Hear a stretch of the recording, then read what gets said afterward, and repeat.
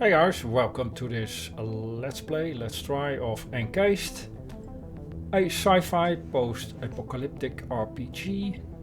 This game has been in my Steam library for quite some time. The game has been in early access for about 2 years, I think. And when it first released, I played it for a few hours but had to stop since my character was permanently fatigued. And apparently there was no way to correct that. Now when I booted up the game, I noticed there was a full release a few months ago. And apparently the creator spent a lot of time on the voiceovers. Not sure if that would have been my primary concern, but alright. So now a fully released game, let's start a new game. 4 difficulty levels: story, journey, classic and tactics.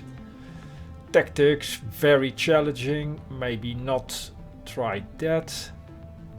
I'm completely unfamiliar with the game, other than the few hours I spent 2 years ago. Let's go with classic. Hard mode for those who have been playing RPGs for a long time and love challenges. If you check the details, you will see that you actually get 3 buffs. Enemies deal 30% less damage. Your group will have 25% more health, and each miss of your character and your group covertly increases accuracy of the next attack by 30%.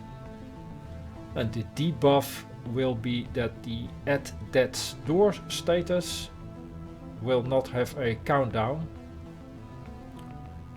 Sounds good to me. Classic mode, let's go.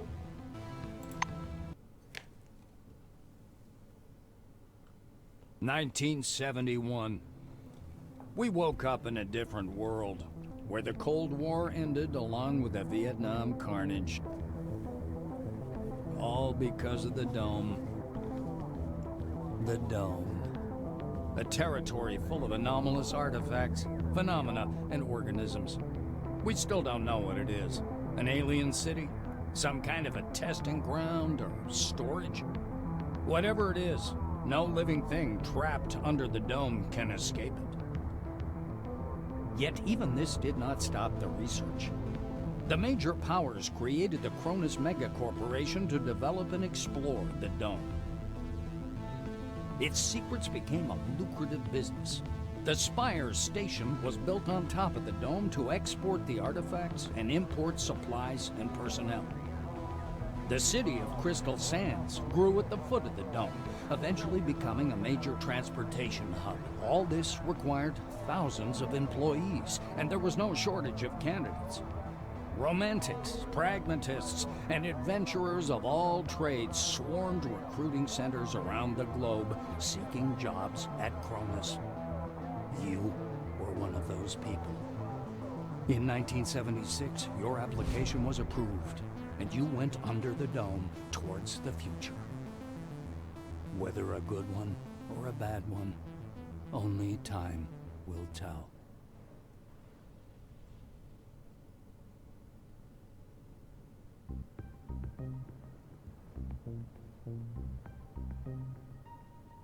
And character creation. There are a few pre-made characters available, but as per usual, most players will probably want to make their own character. So let's do that.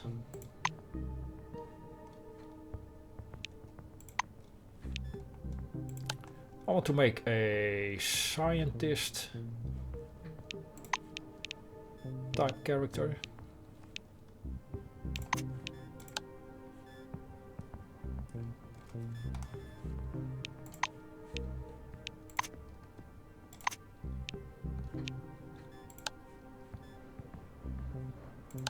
This guy.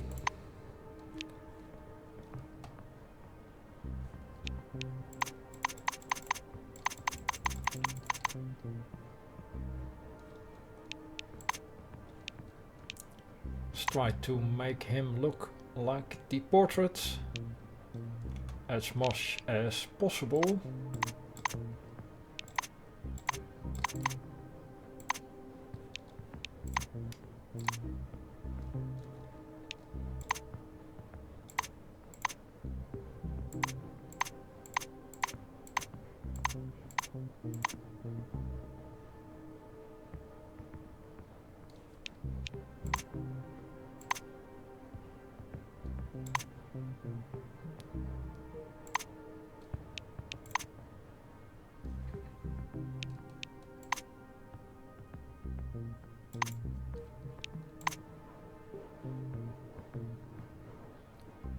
Well, something like this, maybe.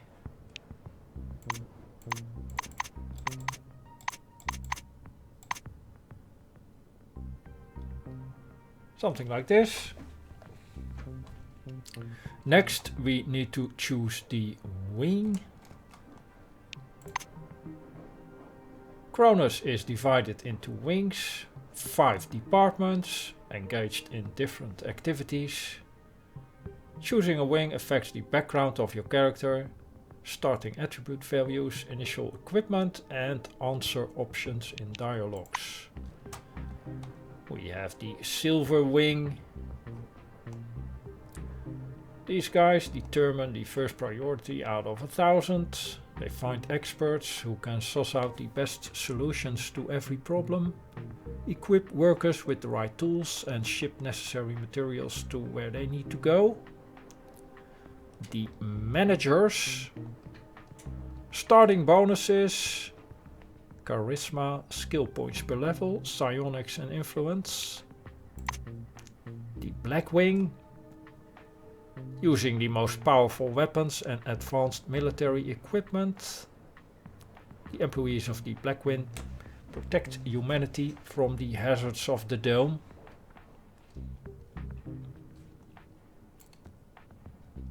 The best officers from the most highly trained armies in the world. Muscle, fortitude, heavy weapons, hand-to-hand and melee weapons, so combat oriented. Also piloting. Orange Wing.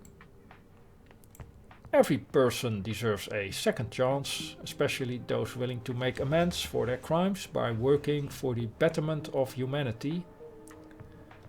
Orange Wing was created especially for these people. Its employees are everywhere, providing every kind of domestic service, from cleaning and delivery to manufacturing and construction. Deafness, encumbrance, criminal and survival. The White Wing. It's often said that the time of great discoveries has now passed. That's just rubbish. White Wing employees are launching a new era of science, the best minds of humanity, working diligently in laboratories equipped with the most modern tech to uncover the mysteries of an ancient civilization. Brains, high-tech weapons, medicine and science, and also a bonus to biochemical resistance.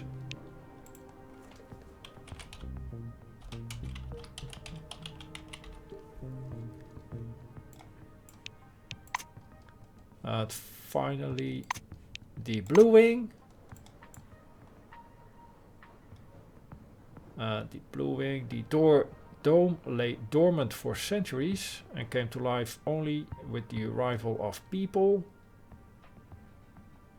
Cronus is proud of the world-class infrastructure built from the ground up, thanks to the hard work and knowledge of the employees of Blue Wing. Guts, learnability, melee weapons, contraptions and tech.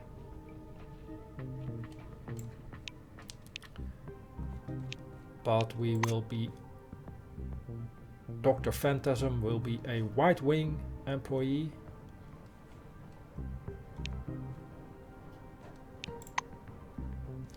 Attributes.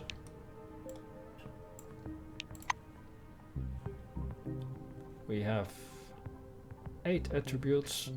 Muscle will affect hit points. At level 1 we will not have a lot of those. Perception, awareness, intuition, affects initiative, learnability,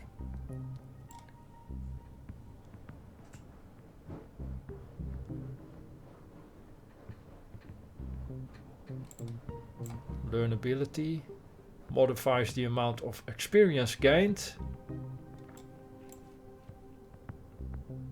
High-tech weapons, so we definitely need perception.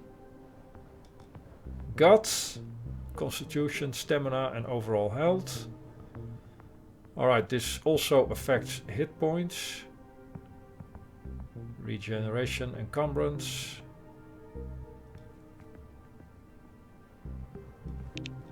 Guts, pretty important. Charisma, physical attractiveness, charm and the ability to present yourself. This actually affects the medicine skill. Was that a class skill? Yes. So 3 charisma. Brains 10 action points maximum. Saved action points. Skill points per level. Which right now is 20. And medicine, tech and science. Deftness is dexterity. Starting action points, action points. How many action points do we have right now?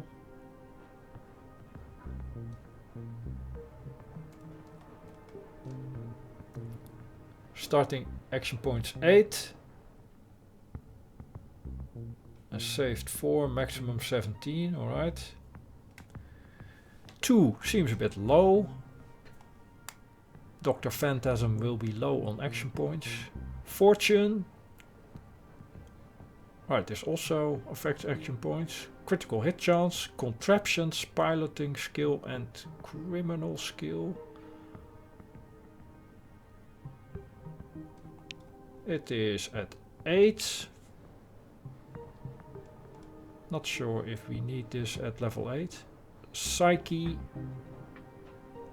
Resistance towards psionic attacks. Initiative, resilience, learnability. Psi damage. Psionics and science skills.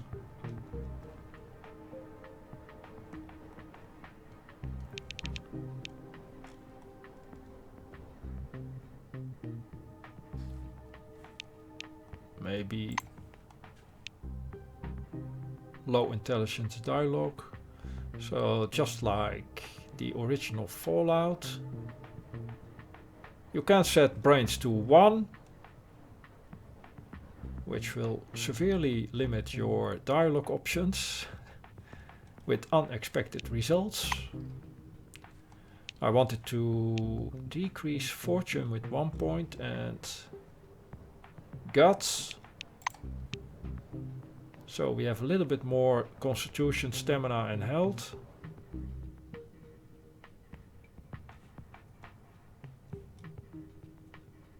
Something like that.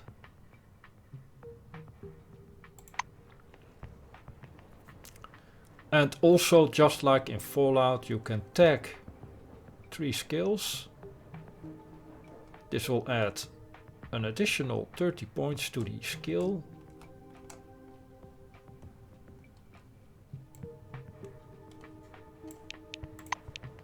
And we want high-tech weapons.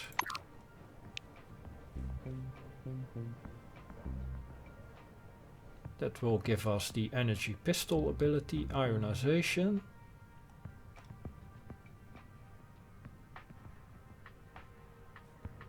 Precise shot. Cryo laser ability. Supersonic strike. A penetrator ability. And spray flamethrower ability.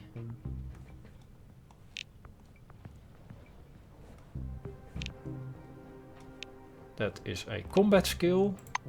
The applied skills, I think it was science and medicine. Science and medicine.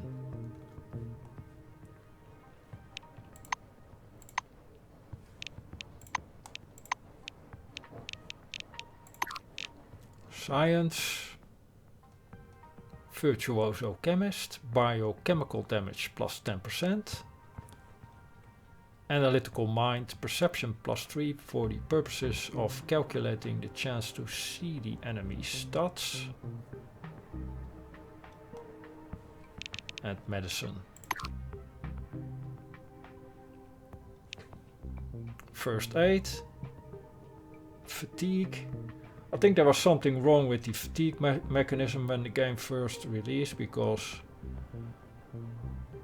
well, as I said, the character was permanently fatigued and no way out of it. And we also get radionucleus elimination, removes radiation. We do not have access to hemostasis and detoxification. We need survival at 25. Right now it is 16.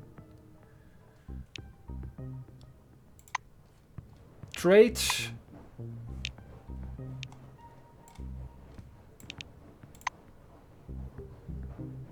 So a bonus and a debuff.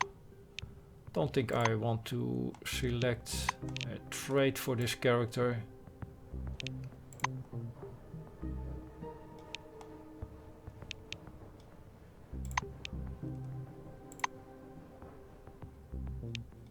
The penalties seem to be rather harsh.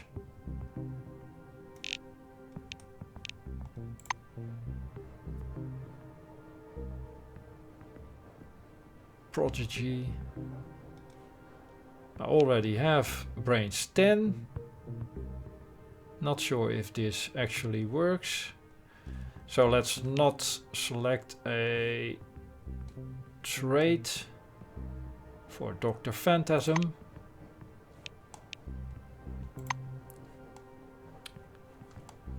Brains 11. How does it get to 11?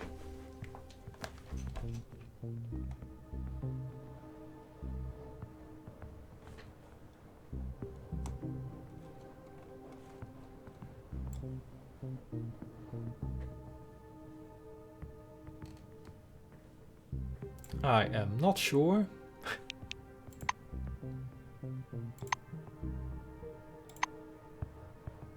Brains 10.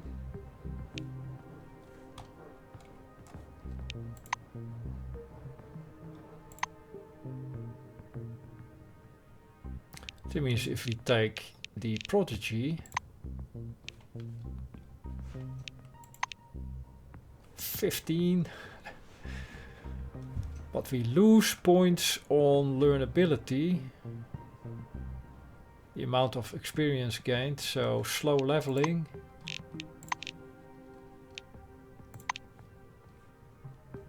Let's go with this. No trait. 21 skill points per level. Let's start the game.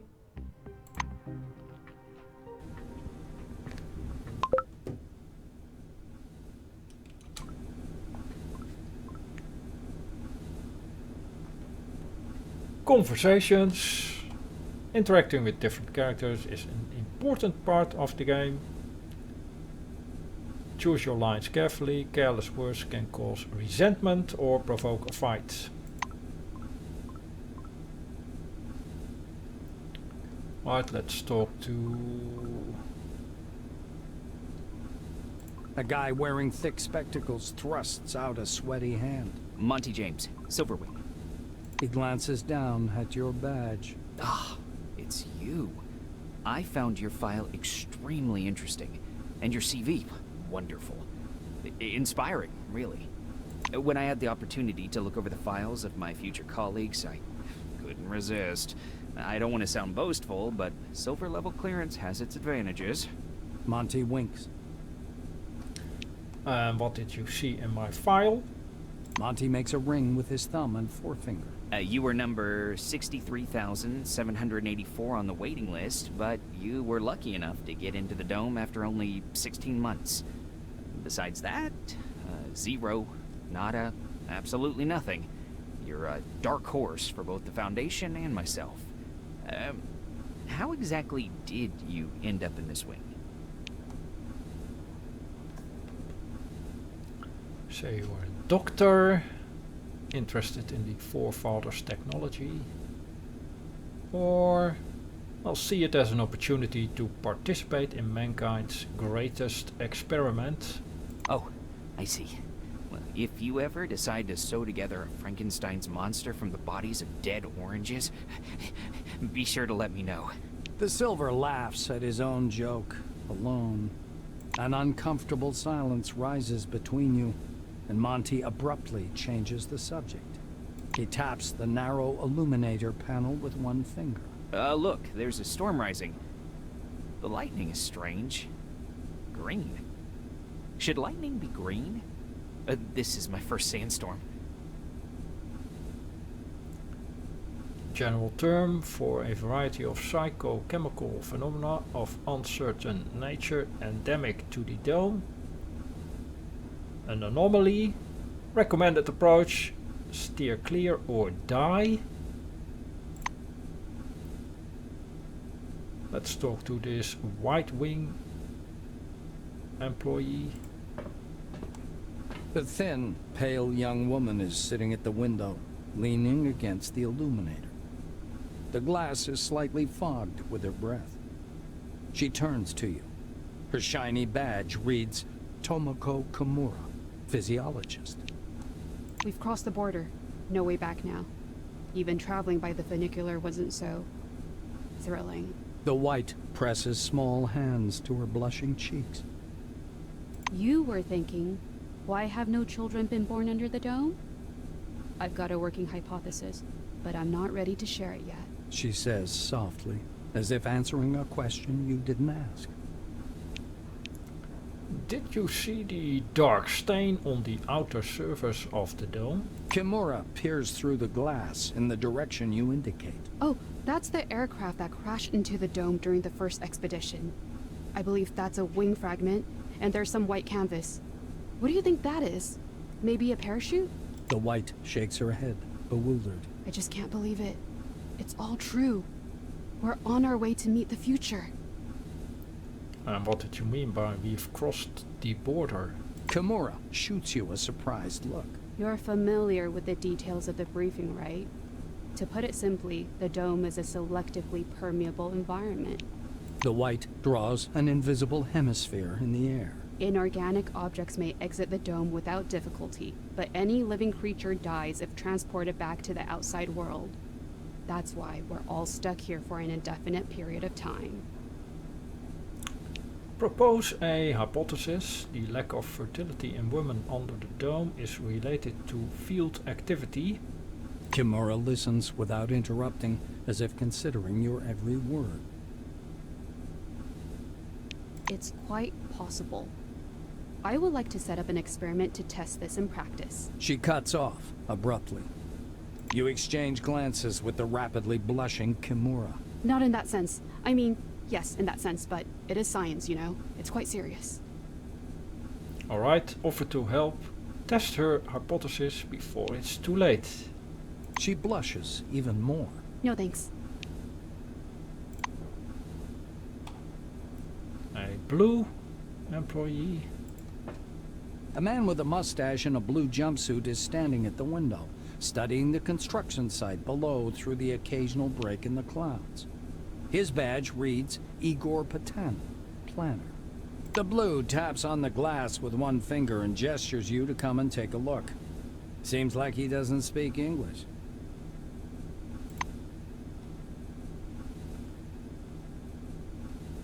Right, take a look. Or maybe talk to the orange and black employees first. The orange is dressed in a new jumpsuit. The shiny badge on his chest reads Quentin Bisley, laborer. He's side-eyeing the screen skeptically. Despite his tired, grim expression, his gaze is open and friendly. However, the general impression is unmistakable. There's something frightening about Bisley. Let's ask him how he ended up in prison. The orange's face stretches into a broad smile, bearing his dentures to the world. Like everyone, duh. In a black car, under guard. There's other guys, too. The ones who go through the front door. He nods at the black-winged woman beside him. Her nose wrinkles in displeasure, but she says nothing. And what about the bracelets on your wrists? Quentin raises his hands to examine the devices. They call them humane handcuffs. How about that? Truth is, there ain't nothing humane about them. They zap you real hard the moment you get your hands on a gun. But they sure look nice. Bisley lowers his hands again and smirks. A tall woman is watching an ad playing on the monitor, arms crossed. The polished to a shine badge on her black overalls reads, Elsa Olafson, Security Service. She glances at you and offers her hand in a businesslike manner. Greetings. Please take all necessary precautions. By that I mean, don't turn your back on him. Elsa nods at the orange. So what's so dangerous about this guy? I just follow orders. Even if his crime was embezzlement, I have to keep him cuffed. Those are the rules. Olafson shrugs in a sharp, mechanical way, as if racking the slide of an assault rifle. Our friends from the administration didn't deign to inform me about this man's record. Could be I'm escorting a serial killer. It's corporate policy, you know. She gives the silver a vengeful look.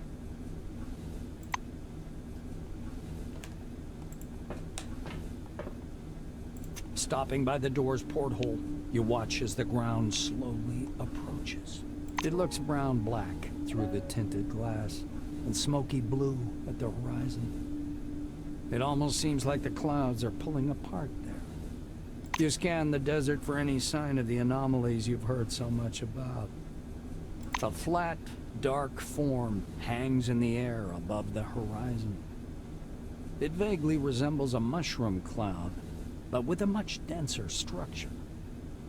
In the distance, you can also see a strange, apparently man-made wall rising from the sand. All the radio ads and TV shows were telling the truth. This place really was made for those who place their trust in science. Just as you're about to move away from the window, you notice a whirlwind beginning to form above the ochre plain. The gathering storm drifts unhurriedly above the desert, a crown of green lightning flashing at its core. Clearly no ordinary weather phenomenon. It must be one of those anomalies. You freeze by the window, unable to avert your gaze. Stay at the window and watch the whirlwind till the landing. The outlines of the landing site, blurred by clouds of dust, appear behind the greenish glass of the porthole. The capsule shudders as the braking devices engage.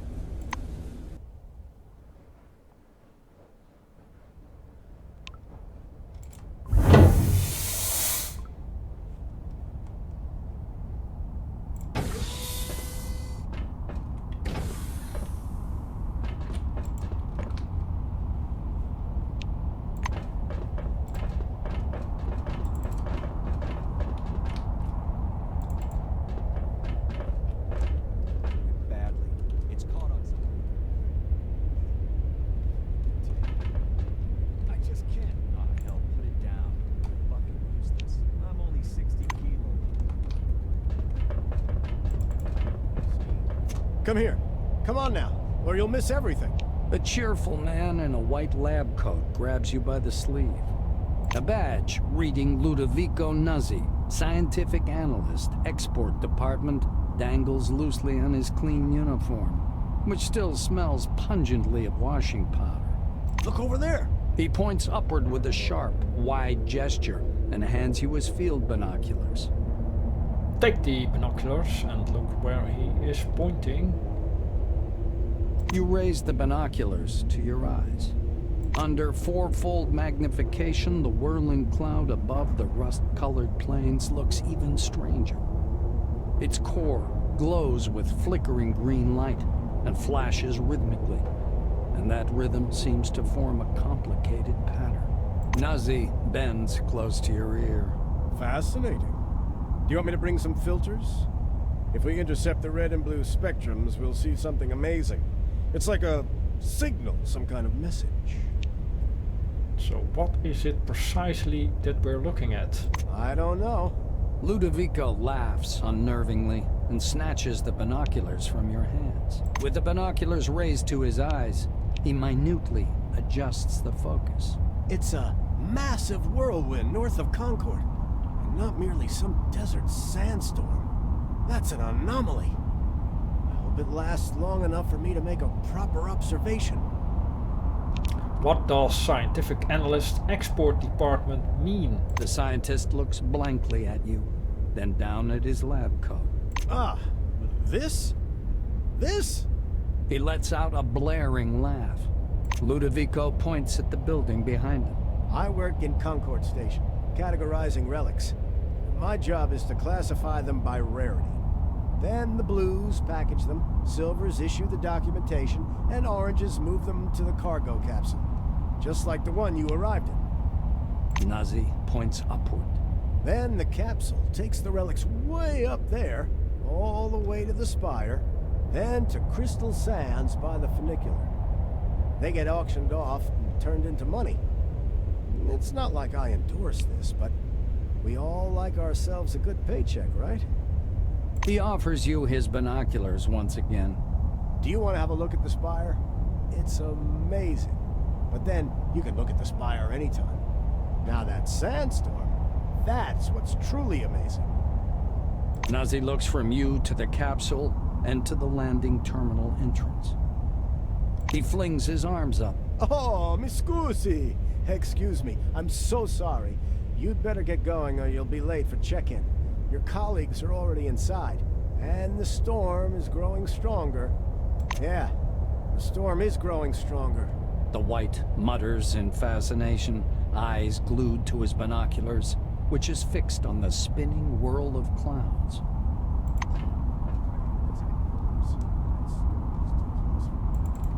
Oh, so it's mine now?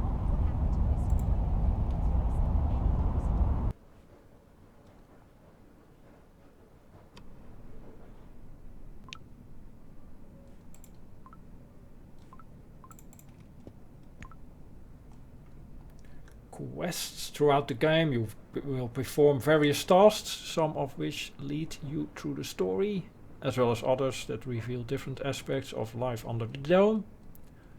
So let's check the quests.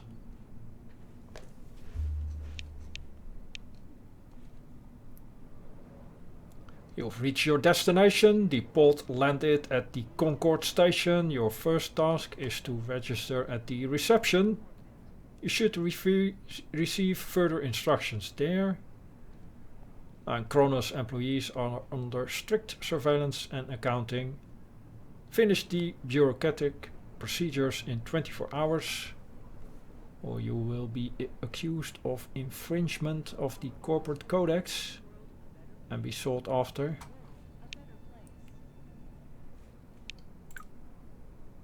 General tips.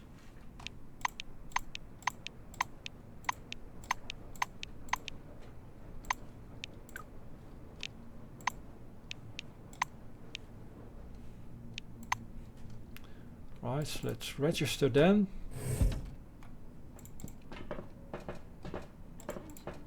Mr. Rayhead, would you bring me a cup of coffee, please? Colleague? Well, never mind.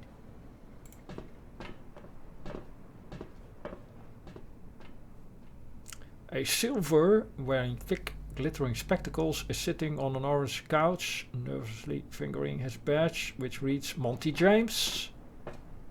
A large suitcase rests at his feet, with a leaflet about the dome perched on top. So not everything is voiced, apparently. Howdy.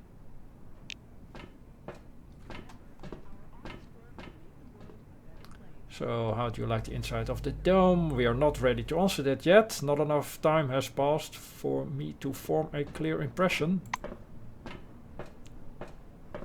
My first impression is unfortunately not very positive. They forgot to add my name to the new recruits manifest. So we can offer to try and register him at the terminal. Let's do that. That would be incredibly kind of you.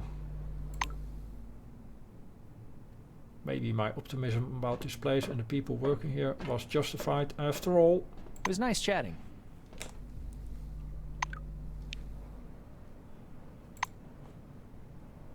So Monty James, new Silverwing employee, a side quest.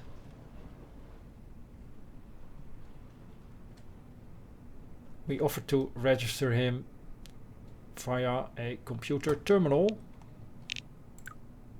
Let's check the inventory. We have a scanner, portable device for scanning relics, dead bodies, mechanisms and more. Some money, chronos, currency, a inactive selectron, an electronic key for doors,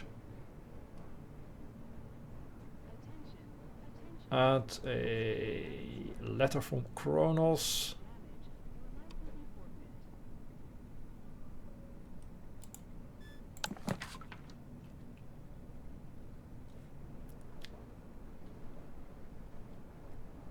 Please accept our sincerest congratulations. We are all united by a common goal. We believe in a bright future for every human being on Earth, and we are prepared to work hard to achieve it. Thank you for joining us.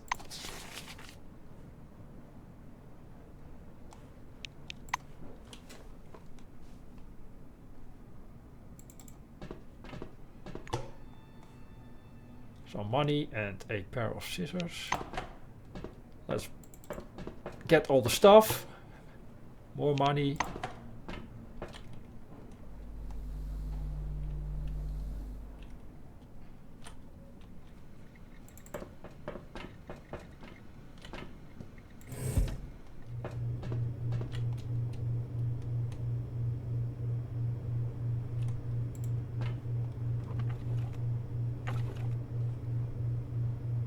Disinfectant, antibacterial substance, a piece of cloth.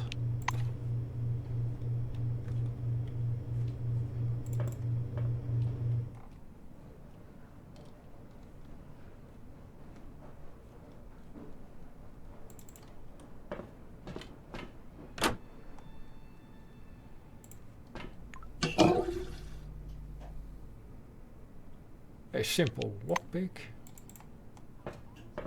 Very good.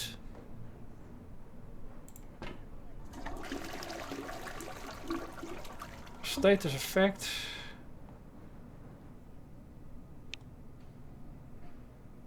Various actions such as eating food or taking medicines may impose certain status effects on you.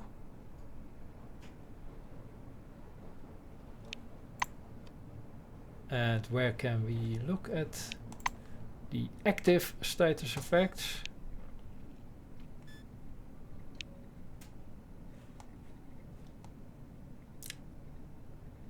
Right, relieved.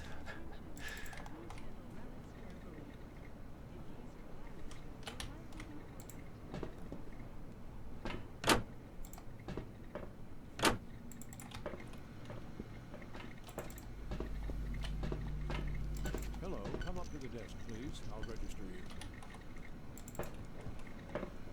Registration. Our honest work will make the world a better place. World a better place.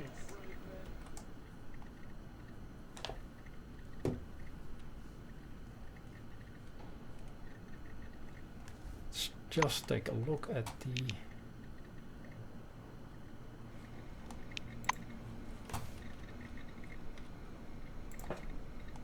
A tall receptionist watches you from behind his desk with a bored, haughty look. He waves impatiently at you to approach. The employee glances at you indifferently. His upper lip is ever so slightly curled in contempt. All new employees must register first thing. Come up to the desk, please. The nameplate on the desk tells you you're talking with Dean Rayhet, administrator. The administrator slaps himself on the forehead. Ah, I almost forgot the regulation pre-registration greeting. Just a second. Rayhet produces a reel-to-reel tape recorder from beneath the desk, rewinds the tape to the beginning, and presses play.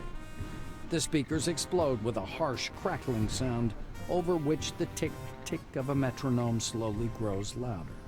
Solemn music begins to play, and the administrator's face takes on a serious expression. Dear employee, on behalf of the Cronus Foundation, I, Administrator Dean Rayhet, welcome you to your new life under the dome. The administrator clears his throat and continues. By joining our company, you choose the path of science and progress. You are among mankind's best, and we ask that you live up to this. Dean squints down at the monitor. Deserve this title. Do your job honestly. Obey the law. Respect your colleagues and... The music fades, and the administrator finishes his speech. And together we will build the best possible future for all mankind. Dean puts the tape recorder away. Now that we're done with the official greeting, I'll register you and upgrade your Selectron. Okay? Look around. The committee ads didn't lie. The interior of Concord Station looks just like the glossy brochure. The high ceiling is finished with matte light panels. The floor is slightly scratched, but nevertheless washed to a mirror finish. Lights gleam soothingly. It's clean, cozy, and bright. Dean stabs impatiently at the terminal keyboard. Name and age, please? Dean's hands hover over the keyboard. He gives you a nod. Right, let's pass him a note, which you've written out your information on in advance. The administrator squints at the paper in his outstretched hand before setting it next to the keyboard and entering the information into the database. Rayhet scans the computer screen. So your position in the waiting list was 63,784. You've been assigned to Magellan Station. A special bus will bring you there after a series of briefings. Please pass me your Selectron so I can update the firmware. Dean snaps the docking port of your pass to a recess in the casing of his computer.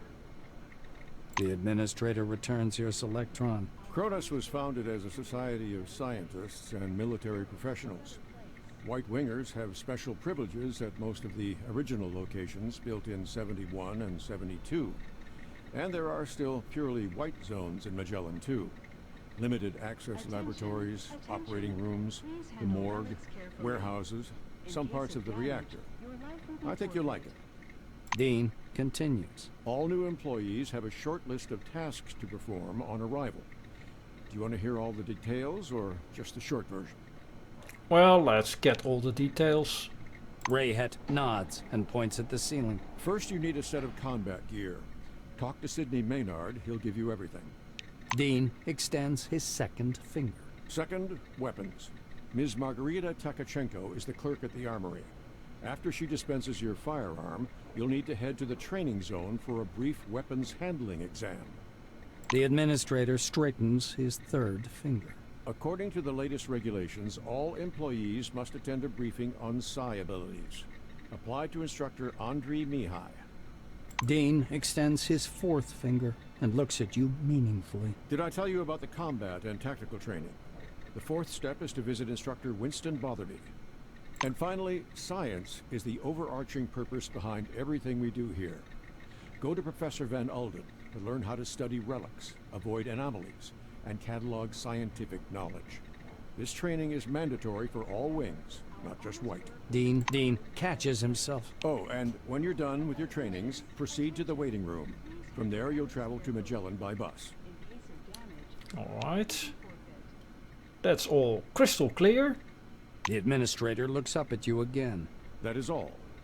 He reaches for the tape recorder, but thinks better of it. Protocol calls for a little welcoming preamble, but dash it all, that's nonsense. Welcome to Concord Station. As he's about to turn away, Dean suddenly remembers something. Oh yes, I sent your mail to your Kairos. Check your new messages. Well, that's all, I think. Right, messages sent to you by various game characters are stored in the messages section of your Kairos. Very good. Attention, attention. Please handle relics carefully. In case of damage, Instructions for newcomers.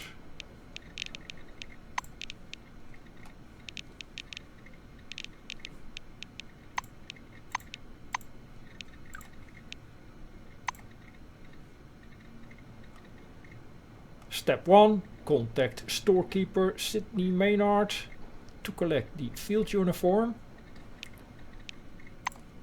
But I'll probably do that in the next episode. For now, I'll make a cut here. Thanks for watching. See you in the next one.